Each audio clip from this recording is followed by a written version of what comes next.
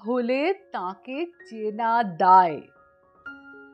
ওপরের শিরোনামের সঙ্গে নিচের এই মন্তব্যটি যে কার লেখা আর কোথায় বা পেয়েছি তা বোধহয় আর বলতে হবে না।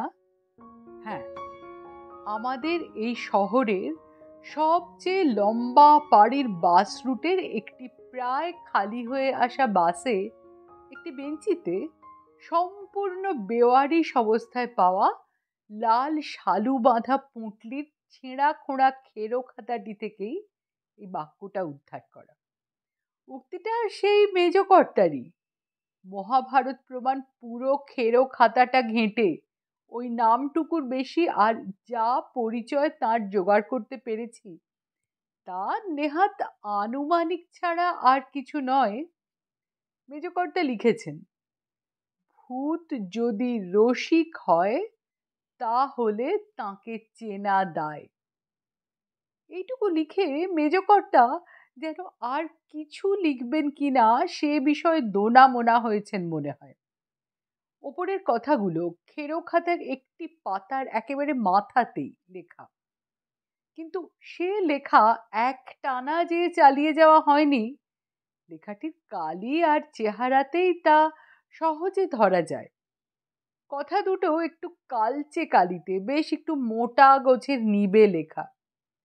সে লেখার পরে কালোর বদলে কিছুটা নিচে নীলচে কালিতে একটু সরু গোছের নিবের কলমে যা লেখা হয়েছে ওপরের ওই অক্ষরগুলোর তুলনায় তা অনেক কম ফ্যাকাশে। তাছাড়া প্রথম ওই বাক্যটি যতদূর মনে হয় বহুকাল আগে যার খুব চল ছিল সেই রিলিফ নিবে লেখা, আর পরের ঈষৎ নীলচে কালির বাকি সমস্ত লেখা সেকালের রেড ইঙ্ক কি জি মার্কা নিবের কলমে। লেখার ধরন ধারণ চেহারা নিয়ে এ গোয়েন্দাগিরিতে আর কিছু না হোক, লেখাটা প্রথম শুরু করবার পরেই মেজকর্তা যে বহু দিন তাতে আর হাত দেননি এই বিষয়ে কোনো সন্দেহ থাকে না। ব্যাপারটা এমন কিছু হয়তো নয়, তবু এটা নিয়ে ভেবে কিছুটা সময় খরচ করেছি। শেষ পর্যন্ত একটা উত্তরই পেয়েছি ভেবেচিন্তে। বিবরণটায় এমন কিছু হয়তো আছে যার জন্য লেখা আরম্ভ করেও মেজকর্তাকে দ্বিধা ভরে কলম থামিয়ে আর এগোবেন কিনা ভাবতে হয়েছে। একটা লাইন মাত্র লিখে যার জন্য মেজকর্তাকে বেশ কিছুদিন হাত গুটিয়ে থাকতে হয়েছে, সে কারণটা কি হতে পারে? কারণটা যাই হোক, সমস্ত লেখাটা না পড়ে তার বোঝা যাবে কি করে? সুতরাং মেজকর্তার বিবরণটা তার ভাষাতেই লিখে জানাচ্ছি। প্রথম ওই লাইনের পর একটু ফাঁক দিয়ে মেজকর্তা সরাসরি বিবরণে নেমে গেছেন। না, মুকুন্দরাম হয়তো খুব বাড়িয়ে বলেনি, জায়গাটার বর্ণনা অন্তত দিয়েছে চমৎকার। সমস্ত জায়গাটায় কেমন যেন একটা গন্ধ আছে। কিছুটা ভেতরের দিকে যাবার পরেই সেই গন্ধ নাকি পাওয়া যায়। বুঝিয়ে দেবার মতো বিশেষণ কি উপমা যার খুঁজে পাওয়া যায় না, সেই গন্ধ। মজা হাজা এঁদো পচা পানা ভরা সব ডোবা পুকুর দিঘি আর ভেঙে পড়া ধসে পড়া আধা জঙ্গলে ঢাকা সব এধারে ওধারে নোনা ধরে ক্ষয়ে ক্ষয়ে যাওয়া ইটের স্তূপের সঙ্গে যুগ যুগ ধরে বিশাল বিশাল অশ্বত্থ বট শিরীষ গোছের সব গাছের ডালপালা থেকে ঝরে ঝরে পড়ে চারিদিকের মাটি ছেয়ে জমে ওঠা পাতার রাশির সব মিলানো কেমন যেন একটা ভিজে ভিজে ছোঁয়া লাগানো গন্ধ সেটা নয়। তার সঙ্গে অস্বস্তি জাগানো আর একটা কি যেন মিশে একেবারে আলাদা কিছু। মুকুন্দরাম আর একটা কথাও ঠিক বলেছিল, ঠিকানা খুবই ভালো পেয়েছি কর্তা, শুধু পৌঁছবারই বড় ঝামেলা।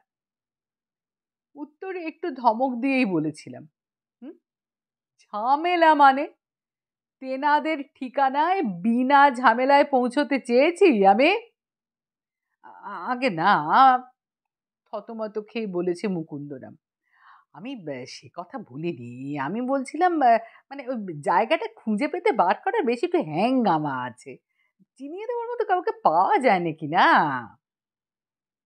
এবার বিরক্ত হয়ে বলেছিলাম, চিনিয়ে দেবার মতো লোক নাই পাওয়া যাক, জায়গাটার নাম শুনলে তার হদিস তো কেউ না কেউ দেবে।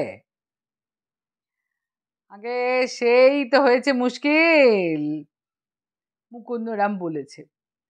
গুপিগঞ্জের হাট পর্যন্ত ঘোড়ার ডাকের সঙ্গে ভাড়া করা ঘোড়ার গাড়িতেই যেতে পারেন, কিন্তু ওই সেখান থেকে আসল ঠিকানায় যাবার কথাটিও উচ্চারণ করতে পারবেন না। কেন? এবার বিরক্ত হয়ে আমি বলেছি, নামটা কি গালাগাল নাকি? আগে তা নয়, তা নয়, মুকুন্দরাম তাড়াতাড়ি ব্যাখ্যা করে জানিয়েছে।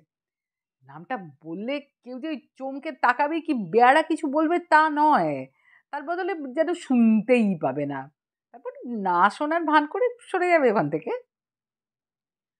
ধৈর্য হারিয়ে যা বলতে যাচ্ছিলাম তা আর বলতে হয়নি।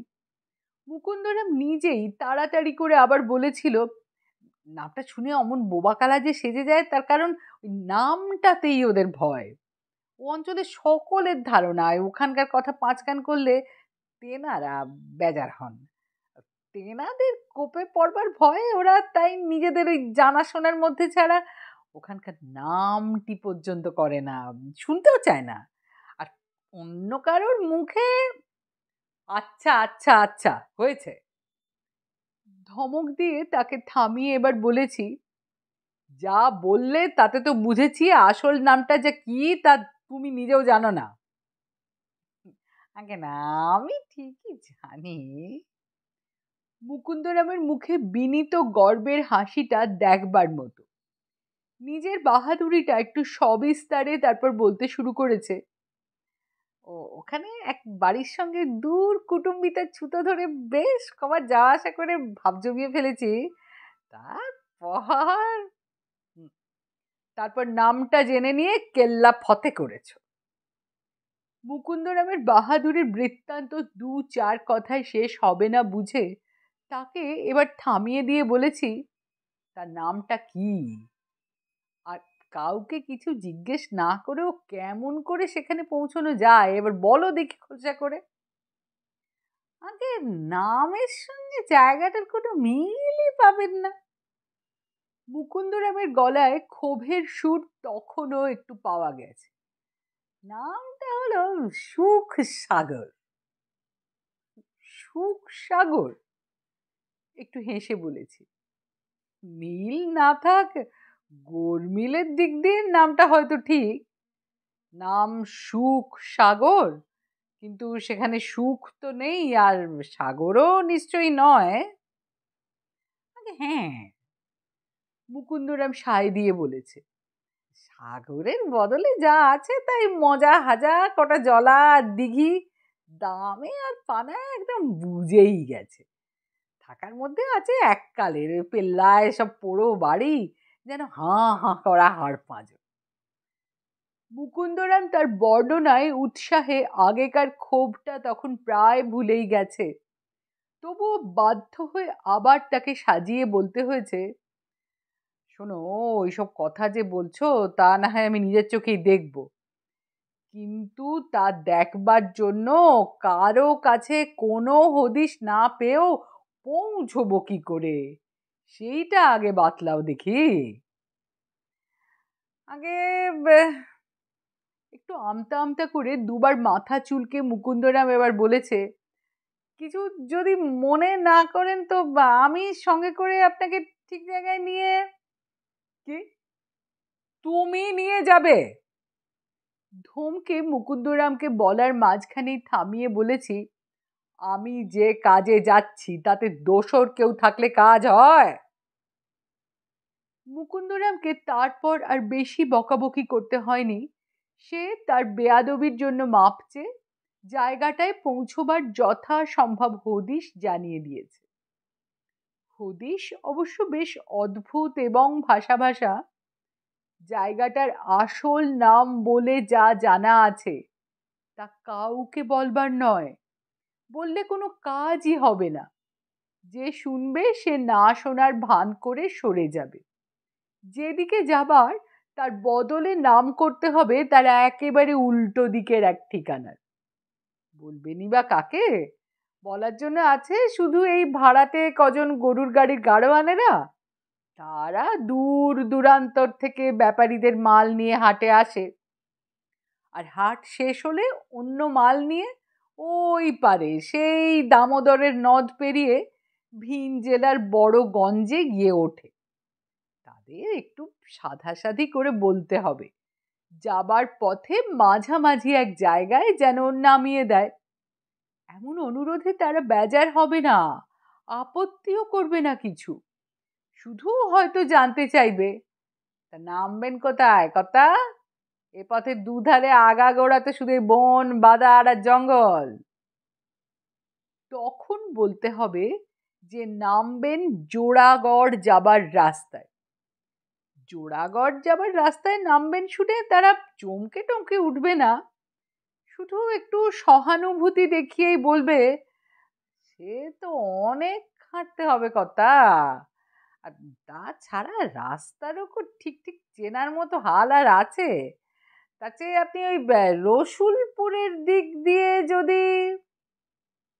গাড়োয়ানেরা আরো অনেক রকম খুঁত ধরে জোড়াগড় যাওয়ার বিষয়ে আরো অনেক সলা পরামর্শ দেবে, কিন্তু গাড়িতে জায়গা দিতেও আপত্তি করবে না। কাক ভোরে রওনা হয়ে বিকেল নাগাদ জঙ্গলের মাঝখানে রাস্তার এক জায়গায় তারা সওয়ারিকে নামিয়ে দিয়ে বলবে, এই আপনার নামবার জায়গা কর্তা, ডান দিকের এই ঘোর জঙ্গলের ভেতর দিয়ে আপনাকে জোড়াগড় যেতে হবে। নিজে আমি কখনো যাইনি, তবে 10 বছর ধরে এ পথে আসতে যেতে অনেকজনের কাছেই শুনেছি, জোড়াগড় যেতে হলে এইখানে নামতে হয়। ওই যে ওই দূরে ছোট একটা টিলা দেখছেন, ওইটাই তার চেন্নাই।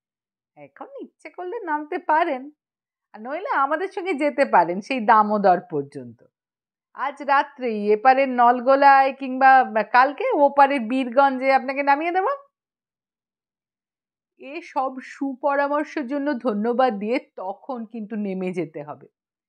গাড়োয়ানদের কাউকে বকশিস দেবার নামটি পর্যন্ত করা চলবে না, তারা তাতে অপমান বোধ করবে। বলবে, আমরা কি সওয়ারি নিয়ে ভাড়া খাটবার গাড়োয়ান?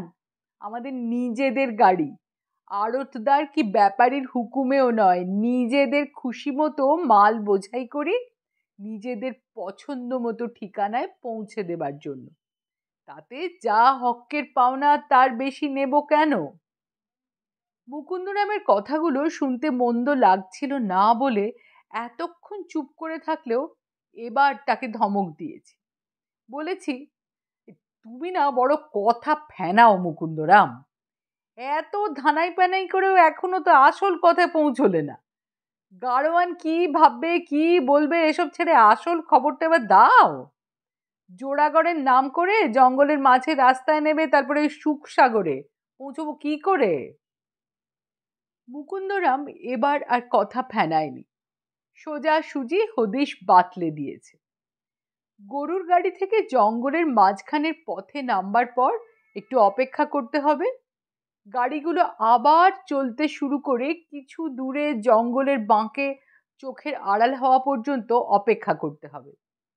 তারপর ডাইনে টিলার দিকে নয়, যে পথে গাড়ি এসেছে সেই পথেই পিছিয়ে যেতে হবে পোখানেক রাস্তা। অতটা গেলেই বাদুর ঝোলা গাছটা চোখে পড়বে, বিরাট ডাল পালা ছড়ানো গাছ।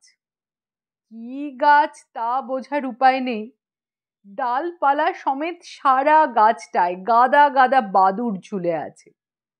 সেই গাছটাই হলো নিশানা। তার পাশ দিয়ে এগিয়ে গেলে দেখতে দেখতে সুখসাগরে পৌঁছতে দেরি হবে না। মুকুন্দরাম যা বলেছিল তাই করেছি। জোড়াগড়ে যাবার ছুতোয় গাড়োয়ানের কথায় যেখানে নেমেছি গাড়িগুলো দূরে পথের বাঁকে চোখের আড়াল না হওয়া পর্যন্ত সেখানেই অপেক্ষা করে তারপর পেছন ফিরে চলতে শুরু করেছি। বাদুড় ঝোলা গাছটা এবার খুঁজে বার করতে হবে। মুকুন্দরাম যা বর্ণনা দিয়েছে তাতে গাছটা খুঁজে পাওয়া শক্ত হবার কথা নয়। ডালপালা ছড়ানো প্রকাণ্ড একটা গাছ, ফল ফুল পাতা নয়, সারা গায়ে তার ছোট বড় আর কালো কালো বাদুড়ের পুঁটলি ঝুলছে। গাছটার কথা ভাবতেই ভেতরে ভেতরে কেমন একটু শিউরে যে উঠেছি তা অস্বীকার করব না।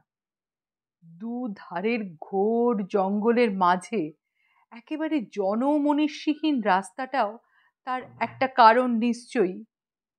সন্ধে হতে তখনও দেরি আছে, কিন্তু এরই মধ্যে কেমন একটা গা ছমছমে ভাব যেন সমস্ত জায়গাটার ওপর জমে উঠছে।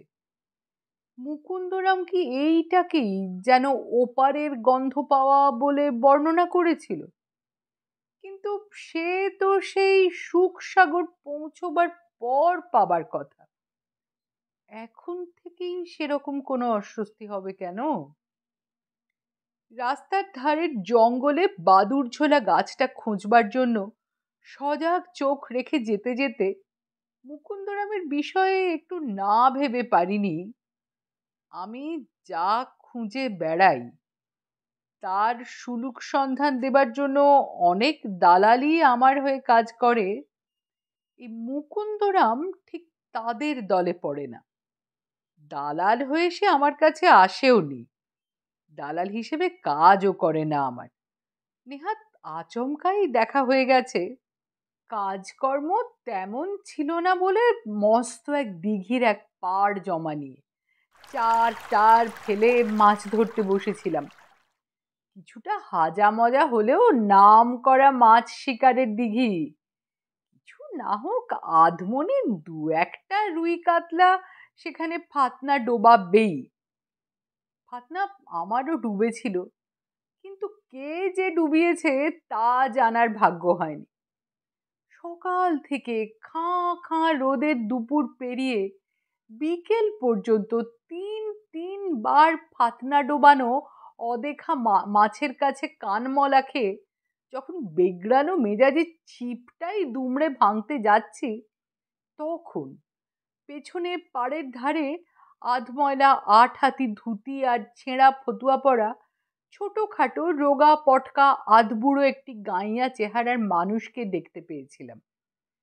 লোকটার পাড়ের ওপর উবু হয়ে বসে থাকার ভঙ্গি দেখে মনে হয়েছিল আমার অজান্তে অনেকক্ষণ ধরেই সে আমার এই মাছ ধরার মিথ্যে হয়রানিটা লক্ষ্য করছে।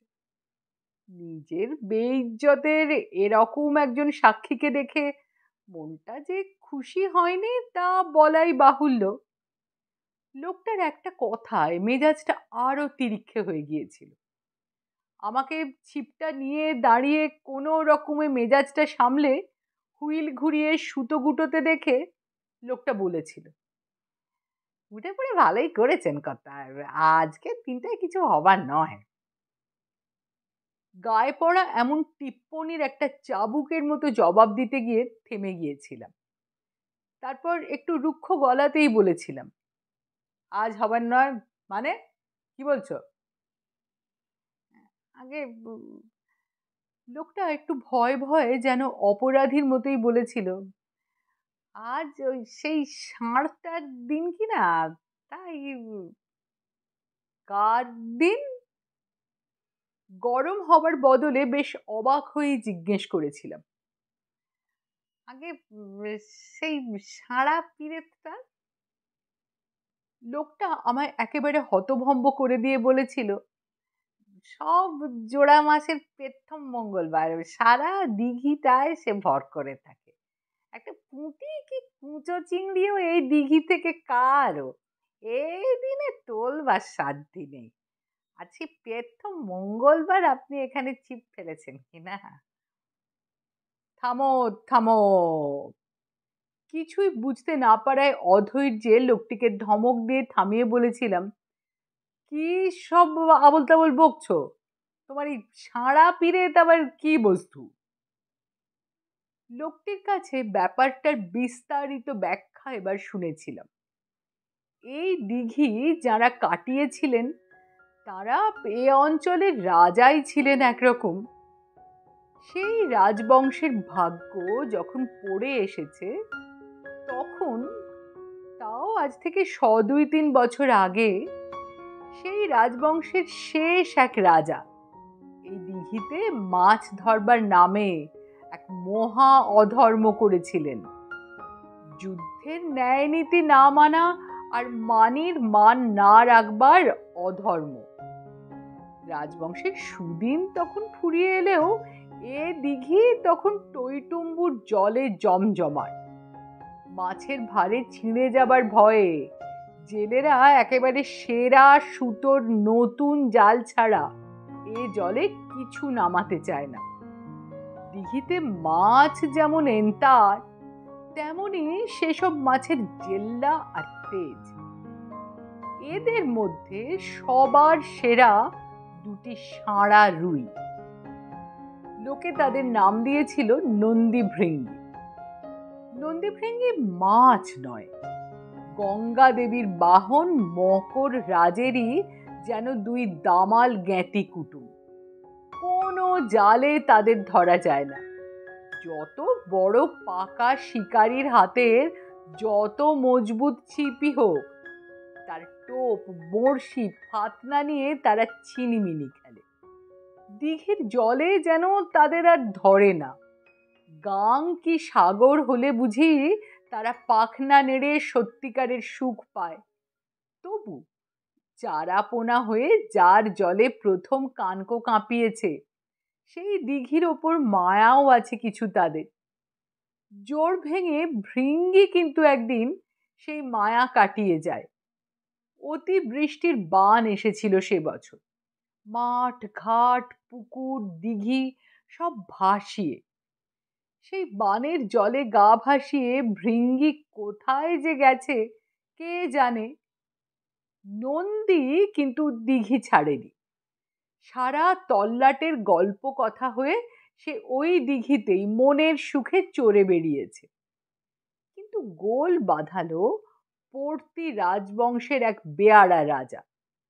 তার খেয়াল হলো কেউ যাকে ধরতে পারেনি সেই নন্দীকেই সে ডাঙায় তুলে খাবি খাইয়ে মোক্ষম বাহাদুরি দেখাবে। কিন্তু রাজার কেরামতি ওই মুখেই। নন্দীকে ডাঙায় তুলে খাবি খাওয়াবে কি? নন্দী তাকে নিয়ে যেন তামাশা করে লোক হাসায়।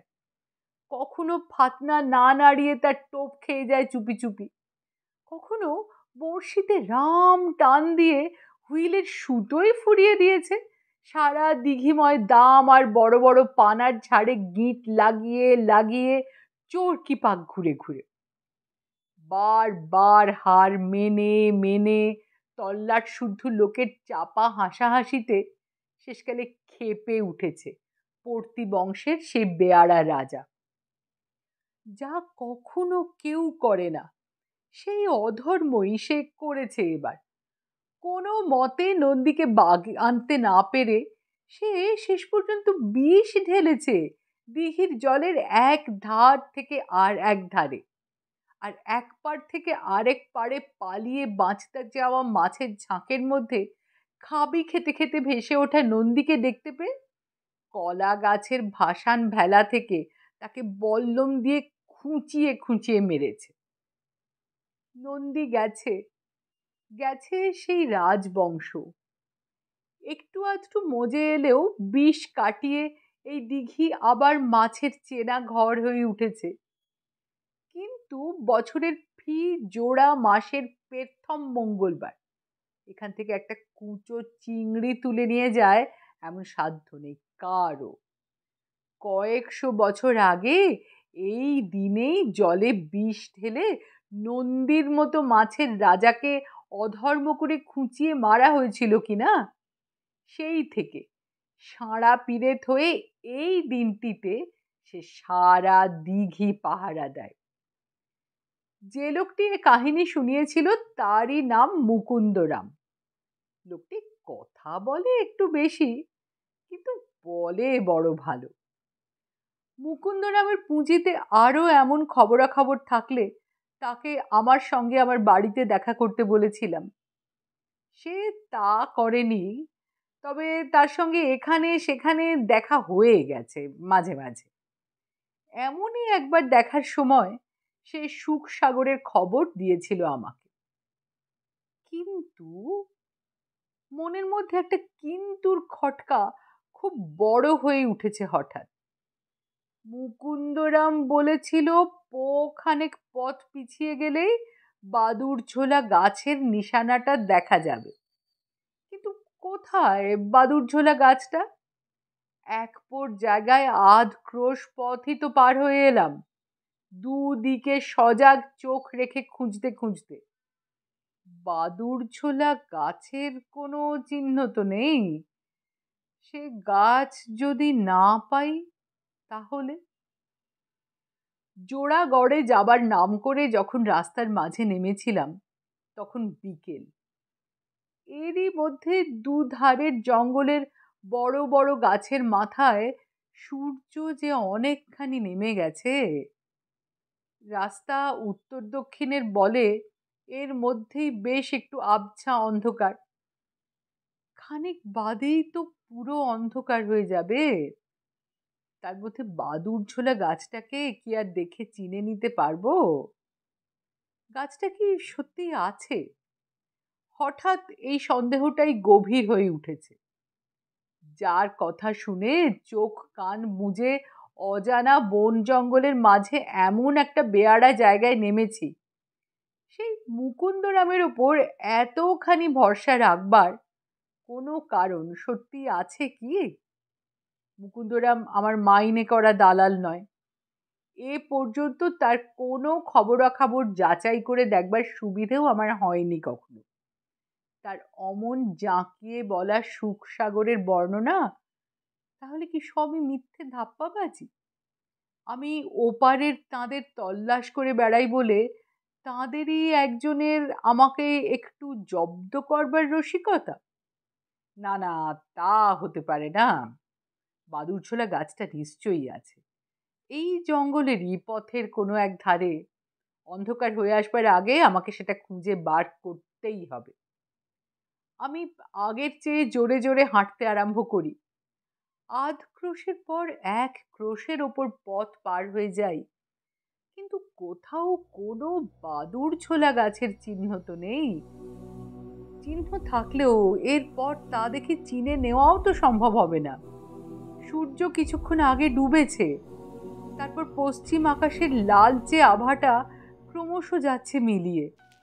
এরপর তো ঘুটঘুটে অন্ধকার।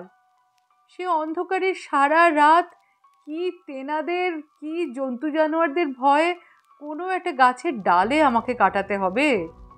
সেরকম গাছের খোঁজও তো এই বেলা এই একটু আলো থাকতে থাকতে না করলেই নয়। তা করতে কিন্তু হয়নি। দূরে গরুর গাড়ির গলার ঘন্টার টুং টাং আওয়াজ শোনা যায় প্রথমে। আলো টালো অবশ্য তারপরেও দেখা যায় না। এ জঙ্গলের জনমনীষীহীন রাস্তায় তেল পুড়িয়ে আলো জ্বালিয়ে গাড়ি চালাবার আহাম্মুখী কারণেই। দু চাকার ছোটখাটো গাড়িটা কিন্তু আমার কাছে এসেই থামে। একটু আলো ভেতর থেকে এবার অবশ্য দেখা যায়। গাড়োয়ান যাতে তামাক খাচ্ছে সেই থলো হুঁকোর কলকের একটু আলো। গাড়োয়ানের গলাটা শোনা যায়, কি কথা, উঠবেন নাকি গাড়িতে? হ্যাঁ, উঠবো উঠবো উঠবো বই কি। দুবার আর গাড়োয়ানকে উঠবার কথা বলতে হয় না। পেছন দিয়ে ছইয়ের তলায় তার আগেই উঠে বসি। গাড়োয়ান হুঁকোয় টান দিয়ে আবার গাড়ি চালাতে শুরু করে। আমি কোথাকার কে, এই জঙ্গলের মাঝে এই ভর সন্ধ্যায় নেমে কি করছিলাম, কোথায় যাব, কিছুই সে জিজ্ঞেস করে না। আমি নিজেকে সামলাতে না পেরে জিজ্ঞেস করে ফেলি, আচ্ছা হ্যাঁ গো, এই পথে তো আসো যাও, বাদুড়ঝোলা একটা গাছ এখানে কোথাও দেখেছো? বাদুর ঝোলা গাছ। লোকটা একটু চুপ করে থেকে গম্ভীর গলায় বলেছে, হ্যাঁ আছে কর্তা, তবে রোজ তো নয়, মাঝে মাঝে সে গাছ দেখা যায়। মাঝে মাঝে দেখা যায়?